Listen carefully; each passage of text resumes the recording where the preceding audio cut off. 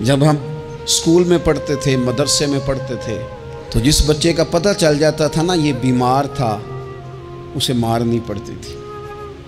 جس کا پتہ چل جاتا تھا نا کہ اس کے گھر میں کوئی پریشانی آ گئی تھی، اسے مارنی پڑتی تھی۔ غصہ دلانے والی بات یہ ہوتی تھی کہ گھر والے کہتے تھے کہ ہم نے تو بھیجا تھا، صبح تیار کر کے بیگ دے کے اس کو روانہ کیا تھا، اور جب پتہ چلتا تھا نا کہ یہ آیا نہیں، وہاں بیٹھ کر وقت گزارا، وہاں بیٹھ کر وقت گزارا۔ اب یہ وہ مسئلہ تھا کہ استاد اس پر یوں ہوتا تھا کہ جس طرح وہ پورے جلال میں آ گئے۔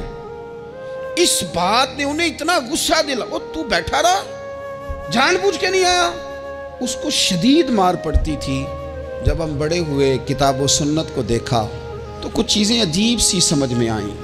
سیاستہ میں حدیث موجود ہے کہ صحابہ کرام علیہم رضوان فرماتے ہیں کہ ایک جنگ کا موقع تھا، تو وہ رستے بڑے سخت تھے، دشوار گزار گھاٹیاں تھیں، بڑی مشکل سے ہم نے وہ راہیں طے کی۔ ہمیں لگا کہ اس جہاد پر ہمیں بہت اجر ملے گا، اور پھر ہمارے دلوں میں یہ بھی خیال آتا تھا کہ فلاں فلاں فلاں فلاں تو صحابی آئے نہیں، وہ تو گھر میں رہے۔ اللہ کے محبوب صلی اللہ تعالیٰ علیہ وسلم نے ہمارے ان خیالات کو بھانپا اور کریم فرمانے لگے تمہیں اس جہاد پر بڑا اجر ملے گا، لیکن یاد رکھنا تمہارے کچھ بھائی ہیں جو گھروں میں بیٹھے ہیں، مجبوریوں نے، آزمائشوں نے، پریشانیوں نے، عذر نے انہیں آنے نہیں دیا۔ جتنا تمہیں صبر کر کے، مشقت جھیل کے، سفر کر کے جہاد کا ثواب ملے گا، اتنا ہی انہیں گھر بیٹھے بیٹھے بھی ثواب ملے گا۔ آئے نہیں، یہ کس بندے کا معاملہ ہے جو عذر والا ہے؟ اور اگر کسی کے اجتہاد میں غفلت ہو گئی، حضرت کعب بن مالک رضی اللہ تعالیٰ، یہ بھی صحیح بخاری میں، کل چلا جاؤں گا، حضور تو جہاد پہ چلے گئے لیکن اجتہاد میں غفلت ہو گئی، کل چلا جاؤں گا، پرسوں جاؤں گا، ترسوں، فرماتے ہیں میں جا ہی نہیں سکا، حضور واپس آ گئے۔ جن منافقوں نے جھوٹ بولے جا کے کہ یہ مسئلہ ہو گیا تھا، یہ مسئلہ ہو گیا تھا، ان کو تو مل گئی معافی، لیکن میں چونکہ مخلصین میں سے تھا خدا کے فضل سے، اور ہو گئی تھی غفلت، 50 دن نبی کریم مجھ سے ناراض رہے۔ 50 دن اللہ کے لیے کہ تو رب کے رستے میں جہاد کرنے نہیں آیا، 50 دن حضور ناراض رہے۔ فرماتے تھے مدینے کی گلیاں میری تھیں، سب میرے اپنے تھے، پر کریم جو ناراض تھے تو کوئی پھر سلام بھی نہیں لیتا تھا۔ مجھے یوں لگتا تھا کہ مجھے دیکھ کر ہوائیں اور فضائیں بھی رستے بدل جاتی ہیں۔ 50 دن میں مسجد میں آتا تھا، جب میں چہرہ ادھر کرتا تو حضور مجھے دیکھتے، اور جب میں حضور کو دیکھتا تو کریم چہرہ بدل لیتے، میں ویکھاں تے یار نہ ویکھے، تے جدوں نہ ویکھاں ادوں ویکھے، ایڈے نصیب کتھوں تتڑی دے، میرے وچ ویکھن دے ویکھے، غلام فریدہ بوئے یار دے مرنا ہے پاویں ویکھے یا نہ ویکھے۔ ختم ہو گئی بات۔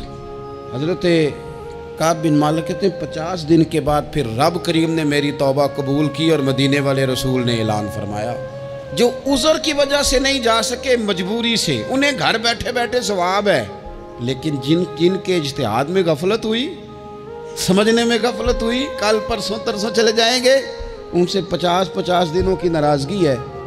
کتنے لوگ ہیں جن کی فجر گزر جاتی ہے بستر پہ، زور گزر جاتی ہے پھٹے پہ گپوں میں، عصر گزر جاتی ہے چائے پینے میں، مغرب اور عشاء موبائل پہ لیٹے لیٹے بیت جاتی ہے، اور ان سے آپ گفتگو کریں تو وہ دانشور ہیں، آپ بات کریں تو پنچایت ختم کرنے والے لوگ ہیں، آپ ان سے بات کریں تو وہ عالمی سیاست پر نظر رکھتے ہیں، آپ گفتگو کریں تو شعور کی اعلیٰ گتھیاں سلجھاتے نظر آتے ہیں۔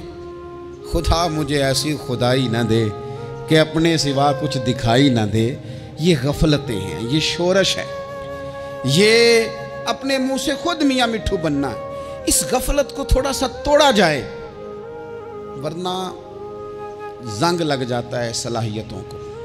جو لوگ تھوڑے دن موٹر سائیکل نہیں نہ چلاتے، ان کے لیے مشکل ہو جاتا ہے پھر اس کو سٹارٹ کرنا بھی۔ ہمارے استاد کہا کرتے تھے جو لوگ پڑھاتے نہیں انہیں کتابیں بھولنے لگ جاتی ہیں، جو لوگ کوئی کام کرتے نہیں پھر وہ آہستہ آہستہ وہ زنگ آلود ہو جاتا ہے، وہ کہتے ہیں اب نہیں ہو سکتا تم سے، اب مشکل ہے۔ سجنوں، دوستوں، بزرگوں، بھائیوں، جو لوگ شروع میں عبادتوں کے عادی نہیں ہوتے، وقت ضائع کرتے ہیں، بڑھاپے میں دل کرتا ہے توبہ ہو جائے، لیکن اپنے ماتھے کو سجدے کی عادت ہی نہیں ڈالی،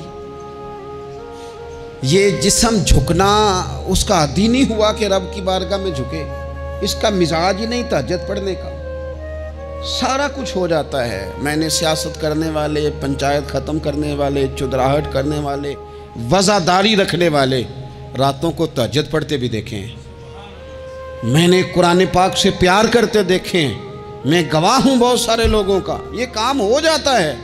شرط یہ ہے کہ بندہ اپنی غفلت کی پٹی تھوڑی دیر کے لیے کھولے۔ دوسری بات یہ کہ ہم خوش فہمیوں میں بڑا زندہ ہیں، بڑا زندہ ہیں، بڑا اوہو، یعنی 2 4 5، کچھ لوگ کہتے ہیں اللہ کریم بڑا ہے۔ اللہ اگر کریم بڑا ہے نا میرے بھائی، تو نبی پاک صلی اللہ علیہ وسلم نے فرمایا وہ بڑا بیوقوف ہے جو خدا کی رحمت کی امید بھی رکھے اور اللہ کو ناراض بھی کرے، تو بیوقوف بندہ ہے۔ اگر وہ کریم ہے تو پھر تو محبت میں ہی اس کی بات مان، بات تو پھر بھی نہیں مان رہا۔ کچھ لوگ کہتے ہیں نبی پاک صلی اللہ تعالیٰ علیہ وآلہ وسلم شفاعت کریں گے، بھئی ہمارا تو سہارا ہی اس بات پہ ہے، حضور سفارش کریں گے، پر نبی پاک نے درجنوں جگہوں کہا ہے جو میرے طریقے پہ نہ چلے فلیس منا، مجھ سے نہیں۔ حضور نے فرمایا جو بڑے کی توقیر نہ کرے، چھوٹے پہ رحم نہ کرے، وہ مجھ سے نہیں۔ فرمایا جو ملاوٹ کرے وہ ہم میں سے، تو یہ حدیثیں بھی تو یاد رکھو نا۔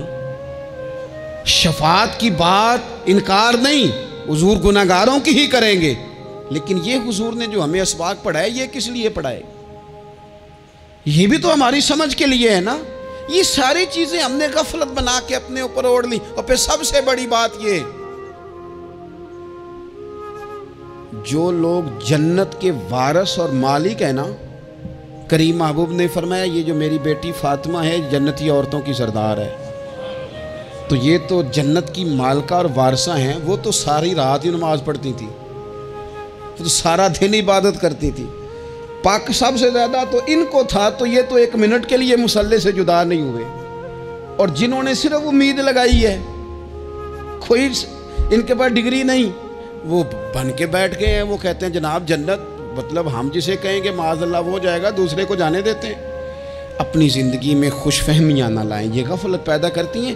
غفلت بڑی خطرناک چیز کا نام ہے، جب بندہ غافل ہو جاتا ہے۔ میں آپ سے ایک بات عرض کروں، حضرت عبداللہ ابن مسعود فرماتے ہیں کہ مومن رائی کے دانے کے برابر غلطی ہو جائے تو اسے لگتا ہے میرے سر پہ پہاڑ کھڑا ہے، اور فرمایا جو منافق ہوتا ہے نا، وہ پہاڑ کے برابر گناہ کر کے کہتا ہے بات ہی کوئی نہیں، فلانا بھی کرتا ہے، یہ بھی کرتا ہے، ساری دنیا کر رہی ہے۔ یہ نفاق کی علامت ہے، اگرچہ بعض نے اسے نفاق عملی کہا، اعتقادی نہیں کہا۔ عزیز دوست، جب آپ چھوٹی گناہ چھوٹی غلطی کرتے ہیں تو پھر وہ چھوٹی چھوٹی غلطیاں پہاڑ بنتی ہیں، چھوٹی چھوٹی۔ وہ حضور نے فرمایا نا، جب تو ایک گناہ کرتا ہے تو تیرے دل پہ ایک دھبا لگتا ہے، نہ توبہ کرے تو دوسرا لگتا ہے، نہ کرے تو تیسرا، پھر دل کالا سیاہ ہو جاتا ہے۔ چھوٹی چھوٹی غفلتیں بڑی غفلتوں کو جنم دیتی ہیں، چھوٹی چھوٹی کمزوریاں بڑی کمزوریوں کو لے کے آتی ہیں۔ اسی طرح بخاری مسلم میں حدیث ہے، نبی پاک صلی اللہ تعالیٰ علیہ وسلم نے فرمایا کچھ لوگ کھلم کھلا گناہ کریں گے قیامت کے قریب۔ اعلانیہ، یا رسول اللہ صلی اللہ علیہ وسلم وہ کس طرح؟ تو حضور فرماتے ہیں انہوں نے رات کو غلطی کی تھی، رب نے ان کی غلطی پر پردہ ڈال دیا، انہوں نے سویرے اٹھ کے خود لوگوں کو بتانا شروع کیا، اور دیکھا میں نے رات یہ کیا، معاذ اللہ۔ فرمایا جب انہوں نے اللہ کے پردے کو کھولا تو پھر رب نے بھی ان کا پردہ کھول دیا۔ او میرے دوستو بتاؤ نا، جس کے رب پردے کھول دے پھر کون ہے جو اس کی پردہ داری کرے؟ کون ہے جو پردہ پوشی کرے؟ حضور فرماتے اس نے کھلم کھلا گناہ، فخر سے بتاتے ہیں لوگ یہ کرتا۔ میں بڑے ادب سے عرض کروں گا بزرگوں کی خدمت میں، جو بڑی عمر کے ہیں، جن کی اب اولادیں ہیں، اگر ان کی زندگی میں کچھ ایسی کمزوریاں ہیں تو بچوں کو سمجھانے کے لیے بھی اس کو ڈسکس نہ کریں، ہم یہ کرتے تھے، ہم یہ کرتے تھے، اس کا کوئی فائدہ نہیں، یہ ہم کر کے دیکھا ہے سارا کچھ۔ نہ نہ نہ نہ، جس طرح گناہ ہے اس طرح گناہ کا اظہار بھی گناہ ہے۔ آپ ڈبل جرم کر رہے ہیں، آپ دلیر کر رہے ہیں سامنے والے کو کہ تو بھی کر، خیر ہے، بلکہ ایک نوجوان مجھے ایک دفعہ کہنے لگا جی ابا جی کہتے ہیں میں نے 35 سال یہ کام کیا ہے، یہ سب غلط ہے۔ تو میں نے ابا جی سے کہا چلو 15 کو سال مجھے بھی کر لینے دو، پھر میں بھی توبہ کر لوں گا۔ یہ ہم لوگوں کو دعوت دے رہے ہیں کہ غلط کام کرو۔ قرآن مجید کو آپ دیکھیں گے نا سورہ یاسین کے اندر، یہ بھلا کفر کیوں ہوتا تھا، منافقت کیسے پیدا ہوتی تھی، بت پرستی کیسے عام ہوتی تھی، دنیا کے اندر ستارہ پرست، سورج پرست، چاند کی پوجا کرنے والے یہ لوگ کیسے پیدا ہوتے تھے؟ غفلت کی وجہ سے۔ جیسے جیسے یہ اللہ کی بارگاہ سے دور ہوتے جاتے، یہ مختلف قسم کی عبادتوں میں، شرک میں، کفر میں مبتلا ہوتے جاتے۔ قرآن مجید سورہ یاسین کے اندر ارشاد فرماتا ہے کہ اللہ تبارک و تعالیٰ نے قرآن مجید کو اس لیے اتارا ہے لِتُنذِرَ قَوْمًا مَا أُنذِرَ آبَاؤُهُمْ، تاکہ آپ ان لوگوں کو ڈرائیں جن کے باپ دادا کو نہیں ڈرایا گیا۔ اور نتیجہ کیا ہوا؟ فَهُمْ غَافِلُونَ، وہ لوگ غفلت میں چلے گئے، ڈرایا نہیں گیا، سمجھایا نہیں گیا، کسی نے سبق نہیں پڑھایا۔ تو میں آپ سب سے گزارش کروں گا کہ خیر کی بات بتاتے رہیں، خیر کی بات کہتے رہیں۔ خیر کی بات جو ہوتی ہے یہ فائدہ کرتی ہے ہمیشہ، تو غفلتیں اپنی دور کرنی چاہیے۔ دوسرا یہ ہوتا ہے، ایک تو انسان جب وہ دور ہو جاتا ہے چھوٹے چھوٹے گناہ کر کے تو غفلت آتی ہے۔ دوسرا قرآن پاک نے ایک اور مقام پر اس کا ذکر فرمایا ہے، وہ اس طرح فرمایا ہے کہ جو انسان کی پیاری چیزیں ہیں نا بعض اوقات، جن سے وہ لگاؤ پیدا کر لیتا ہے، جن سے محبت اس کی بڑھ جاتی ہے، وہ چیزیں بھی غفلت پیدا کرتی ہیں۔ ان میں 2 چیزوں کا تو قرآن پاک نے نام لے کے ذکر کیا ہے۔ ویسے وہ ڈھیر ساری چیزیں ہیں، 1 2 3 نہیں۔ سیاست بھی بندے کو غافل کرتی ہے، دوستوں کی کثرت بھی بندے کو غافل کرتی ہے، کھیل تماشا بھی غافل کرتا ہے، پیسے زیادہ آنے لگ جائیں تو وہ بھی بندے کو غافل کرتے ہیں، تعریف کرنے والے زیادہ ہو جائیں تو وہ بھی غفلت میں مبتلا کر دیتے ہیں۔ بندہ کسی کرسی پہ بیٹھ جائے تو پھر بھی ادھر ادھر دیکھنے کو تیار نہیں ہوتا۔ یہ ساری چیزیں غافل کرتی ہیں، لیکن 2 چیزوں کا نام لیا قرآن پاک نے، فرمایا یا ایھا الذین آمنوا لا تلھکم اموالکم ولا اولادکم عن ذکر اللہ۔ فرمایا اے ایمان والو، کہیں ایسا نہ ہو کہ تمہاری اولاد اور تمہارا مال تمہیں اللہ کی یاد سے غافل کر دے۔ مال اور اولاد، بیوی کو، اولاد کو ایک مقام پہ قرآن پاک نے دشمن بھی کہا ہے۔ کب؟ جب یہ تمہیں کہیں کہ حرام کما کے لاؤ، جب یہ تمہیں کہیں کہ ہمیں جس طرح کا مرضی مال دو، جب یہ تمہیں کہیں ناجائز کرو، یہ دشمنی کر رہے ہیں تمہارے ساتھ۔ یہ مال اور اولاد یہ بندے کو غافل کر دیتے ہیں۔ کاروبار کرنا، مال کمانا، بچے پالنا، یہ ایک جز ہے زندگی کا، یہ کل زندگی نہیں۔ کل زندگی تو یہ ہے کہ آپ نے دین کے لیے کیا کیا، ملت کے لیے کیا کیا، ملک کے لیے کیا کیا، غریب کے لیے کیا کیا۔ کبھی کسی بندے نے جھونپڑیوں والوں سے پوچھا ہے کہ بارشوں میں تمہارا کیا حال ہوتا ہے؟ وہ کچی آبادیاں جہاں سے گزر کے ہم اپنے بچوں کو دکھاتے ہیں کہ یہ دیکھو یہ پرانے مکان سارے اسی طرح کے ہوتے تھے، کبھی ان لوگوں سے آپ نے پوچھا ہے جو ساری رات چھتوں کے نیچے بالٹیاں رکھ کے وقت گزارتے ہیں کہ چھت ٹپکتی ہے؟ ان سے پوچھا ہے کہ رات بچے سو پائے تھے کہ نہیں؟ اچھا جی بارش ہو رہی ہے تو پھر ہم نے کیا کرنا تھا؟ ہم نے گھر والوں کو پکوڑوں کا آرڈر دینا تھا، وہ وقت پہ دیا۔ ہم نے کہا تھا کوکنگ آج اپنی۔ یہ کب ہوتا ہے؟ جب قومیں غافل ہو جاتی ہیں مال میں، مزوں میں، اپنی ذاتی زندگی کے پیچ و تاب میں، پھر وہ اتر کر دائیں بائیں دیکھنا پسند نہیں کرتی۔ اللہ فرماتے ہیں مال اور اولاد کہیں تمہیں اللہ سے غافل نہ کر دے، کہیں ایسا نہ کر بیٹھنا کہ تم اس میں الجھ جاؤ پوری طرح اور تمہیں صرف اور صرف اپنے بچے یاد رہ جائیں۔ تجارت کرنی چاہیے، لیکن ہم تجارت نہیں کرتے، بانی تاجر جاتے ہیں، ہر چیز کو تجارت کی نظر سے دیکھتے ہیں۔ ڈاکٹر آپ بنیں لیکن زندگی ساری ہی آپ ڈاکٹر بن کے نہ گزاریں، آپ کے کچھ اور تعلقات بھی ہیں، کچھ اور رشتے بھی، ان پر بھی تھوڑا غور کر لیں۔ غفلتیں تیزی سے آتی ہیں اور وہ آ کر کے ہمارے اوپر حاوی ہو جاتی ہیں۔